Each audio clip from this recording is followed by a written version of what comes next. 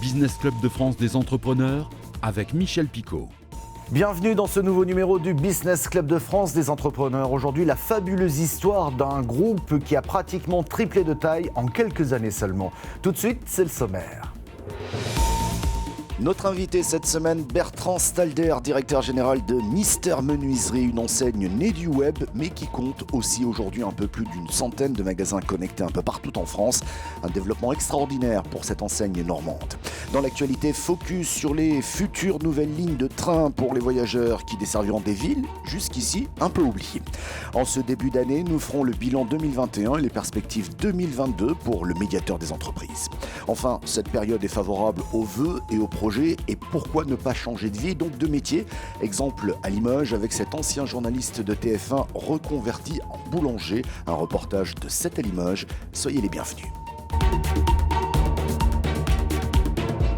Allez, tout de suite, nous prenons la direction de Saint-Marcel, c'est dans l'Eure, pour découvrir ce groupe qui a fait un bond spectaculaire dans son développement. Il s'appelle Mister Menuiserie. Nous sommes en compagnie de son directeur général, Bertrand Stalder. Bonjour. Bonjour. Vos clients sont donc des particuliers, c'est essentiellement du B2C, tout passe par Internet, par le site Internet, c'est en quelque sorte un petit peu le réacteur du groupe. Il y a aussi en parallèle une centaine de showrooms connectés, c'est là où vont les clients pour pouvoir prendre des conseils, pour pouvoir prendre les bonnes mesures et pour avoir le bon produit, mais la commande se fait ensuite par Internet. Ce groupe a été créé en 2010 par Emin Alcala, mais qui est-il Emin Alcala ?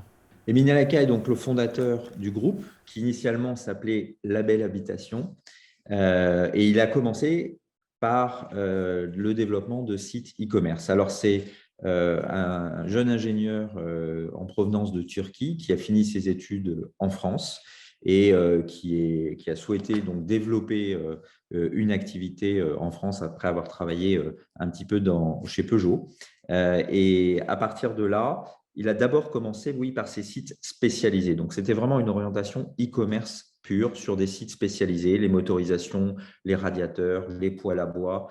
Voilà, on avait des sites sur chacune de ces activités. Et à partir de 2016, il a innové avec cette nouvelle enseigne, Mister Menuiserie. Et c'est pour ça que le groupe est devenu Mister Menuiserie, parce qu'aujourd'hui, c'est l'essentiel de notre activité. D'abord, en le lançant comme un site e-commerce spécialisé, donc qui ne vendait que par Internet. Puis, à partir de 2017, il a testé l'ouverture de ses showrooms connectés. Il a vu que l'association de ce digital et de ce physique était une belle réussite. Et c'est à partir de là où le réseau a explosé en termes de taille. Mister Menuiserie est avant tout le numéro 1 du portail motorisé en France. Voilà, loin devant tout le monde. Et d'une manière générale, on propose 3 types de produits. On propose tout ce qui est les délimitations du terrain, les portails, les grillages, les clôtures, les aménagements extérieurs, véranda, store, pergola, des aménagements intérieurs et les fermetures de la maison. Fermeture de la maison, porte de garage, porte d'entrée, fenêtre, volet et aménagement intérieur, escalier, porte. Mais ce qui est important, on parle souvent des acteurs digitaux, physique et digital, mais souvent, c'est des acteurs du physique qui essayent d'aller sur le digital. Là, ce qui est intéressant, c'est que c'est une enseigne qui est partie du digital, qui a un ADN digital, une culture digitale. D'ailleurs, ça se voit dans tous nos outils et qui a ensuite développé pour rendre un service complémentaire ces magasins et ces showrooms connectés, donc ces emplacements physiques, aussi pour apporter de la proximité aux clients. Bertrand Stalder, vous restez avec nous, c'est l'heure de notre rendez-vous avec l'actualité des PME. Railcoop, coopérative ferroviaire qui entend désenclaver nos territoires, a obtenu récemment l'autorisation d'exploiter de nouvelles lignes comme Lille-Nantes avec des arrêts à Amiens, Rouen, Caen et Saint-Lô. Strasbourg-Clermont-Ferrand, cette ligne s'arrêtera à Mulhouse, Besançon, Dijonville, Nevers ou encore Vichy. Ou encore Bordeaux-Lyon qui passera notamment par Limoges, Guéret, Gannat ou encore Roanne.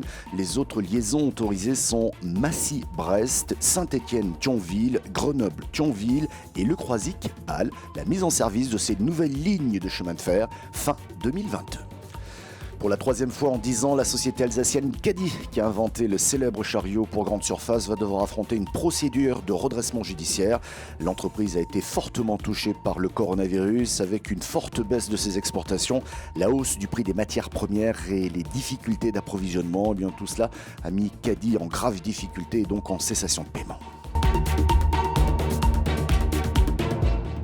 Et nous retrouvons notre invité Bertrand Stalder, directeur général de Mister Menuiserie, leader français notamment de vente de portails. Mais ils font aussi des cloisons et beaucoup d'autres choses. Et très prochainement d'ailleurs des cuisines. Le groupe a été fondé en 2010. Il a grandi très très vite. Aujourd'hui c'est 120 millions de chiffre d'affaires, 250 personnes qui y travaillent.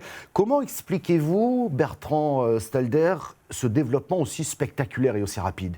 Alors effectivement, une croissance très forte, très accélérée à partir de 2017, donc avec l'ouverture de ce maillage territorial. Donc finalement, de 2017 à 2021, on est passé de 0 à près de 130 magasins à la fin de l'année, 150 bientôt, etc. Donc une croissance très rapide. Et si je prends juste l'année 2021, nous avons ouvert en 2021 60 showrooms connectés. Donc il y a vraiment une accélération très forte sur notamment les 2 dernières années, y compris d'ailleurs pendant la période Covid. Alors, qu'est-ce qui explique ce succès ? D'abord, je pense, un basique, c'est le positionnement et la qualité de nos produits. Notre promesse, on aime bien se décrire de manière métaphorique, on dit on est le Volkswagen des menuiseries. C'est-à-dire que je ne veux pas dénigrer, ce n'est pas le point, mais je n'ai pas un positionnement de Fiat ou de Dacia, je n'ai pas un positionnement de Porsche, voilà, je suis Volkswagen. J'ai des produits au meilleur rapport qualité-prix. Donc, ce qu'on recherche, c'est ça, c'est des bons produits de qualité. Donc, on ne va pas chercher le standard ou le bas de gamme, ou l'entrée de prix, on va dire. On va chercher vraiment des produits de qualité, configurables, donc personnalisable, et à partir de là, donner le meilleur rapport qualité-prix. Merci beaucoup Bertrand Stalder, et effectivement l'offre de produits va s'étoffer puisque vous allez vous intéresser aux cuisines. Tout de suite, c'est le rendez-vous avec le médiateur. Nous sommes en 2022, l'occasion de regarder dans le rétroviseur en votre compagnie. Pierre Pelouzet, bonjour. Bonjour Michel Picot. Vous êtes le médiateur des entreprises. Quand je parlais de regarder dans le rétroviseur, on va regarder ces 2 dernières années qui ont été particulièrement compliquées. Quel bilan tirez-vous ? Effectivement, nous venons de passer 2 années assez exceptionnelles. On l'a vu au niveau de la médiation déjà, du nombre de médiations. Je rappelle, on se retrouve en mars 2020 avec une explosion du nombre de saisines de médiation. Au final, l'année 2020, ça a été 3 à 4 fois plus que l'année 2019. On a fait plus de 3500 médiations. 2021, au final, un petit peu moins, parce que la crise s'est un petit peu amoindrie. Mais malgré tout, nous allons faire près de 2000 médiations au final sur l'année 2021. Pourquoi ? Parce qu'au-delà des sujets de crise que nous avons traités en 2020 et qui se sont retrouvés pour certains en 2021, retard de paiement, rupture de contrat, difficultés entre les entreprises, notamment les commerces et les bailleurs, nous avons eu en 2021 des sujets de reprise. Je pense notamment à la flambée des prix des matières premières, à la pénurie de certains d'entre eux, aux composants électroniques, et tout ça a créé de nouvelles tensions sur lesquelles nous avons dû nous investir progressivement et qui a créé un certain nombre de médiations. Donc vous voyez, 2021 a aussi été une grosse année en termes de médiation.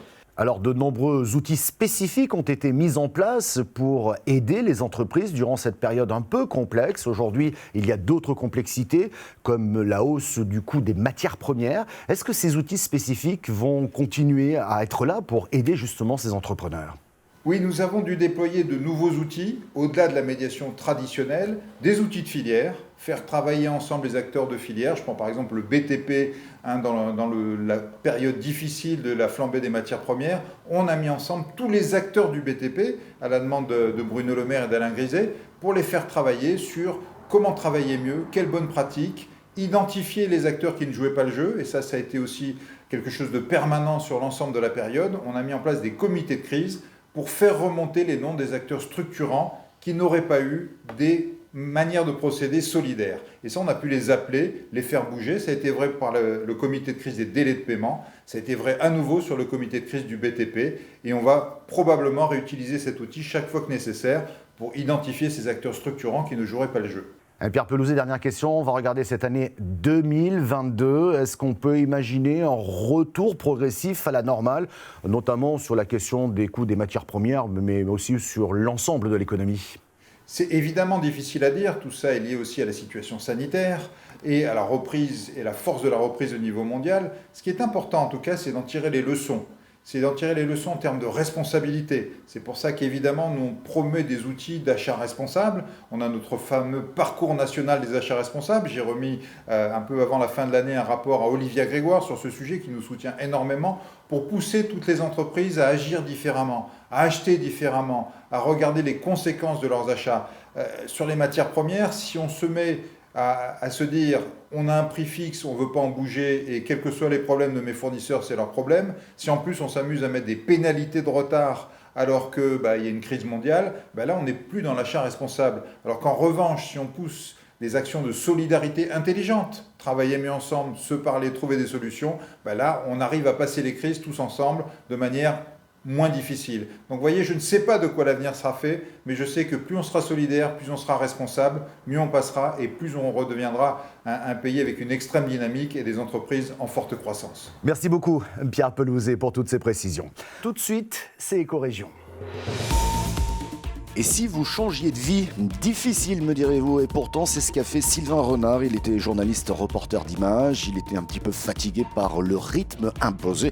Il ne trouvait pas vraiment de sens, dit-il, à son métier. Il a donc changé radicalement de vie pour devenir boulanger. Mais comment passer de la télévision à la boulangerie? Un reportage de 7 à Limoges. Eh bien, c'est tout simplement une recherche de sens. C'est-à-dire que dans mon précédent métier, je ne trouvais plus de satisfaction suffisante pour me lever le matin et aller travailler avec plaisir au travail. J'avais besoin de faire quelque chose de plus utile, de me sentir plus utile. Et c'est vrai que après 12 ans de travail à TF1, avoir sillonné le Limousin, j'avais besoin de retrouver quelque chose de plus concret. Et donc j'ai fait le choix de partir de TF1. Ça a été un choix difficile, mais je regrette rien. Ça fait 3 ans maintenant. Et c'est la meilleure chose qui me soit arrivée. Lors de mon précédent métier de journaliste, j'ai pas mal fait de reportages chez les boulangers, pour Jean-Pierre Pernaut, il adorait ça. Et moi aussi, ça tombait bien. Et j'ai toujours trouvé ça assez magique en fait. On a juste un petit peu d'eau, de la farine, du levain ou de la levure, et puis un peu de sel, et on a des produits qui sont vraiment extraordinaires. Il y en a qui sont dans le four en ce moment. Et puis surtout, c'est très concret, quoi. C'est-à-dire qu'on se lève le matin, moi je me lève le matin maintenant, et ma pensée c'est de faire du bon pain pour les gens, quoi. Et bien nourrir mes concitoyens, et ça donne du sens à la vie, quoi. Vous pouvez retrouver cette émission en replay vidéo sur le site de votre télévision locale ou sur celui de l'émission. Nous sommes également disponibles en podcast audio. Merci de votre fidélité et à la semaine prochaine.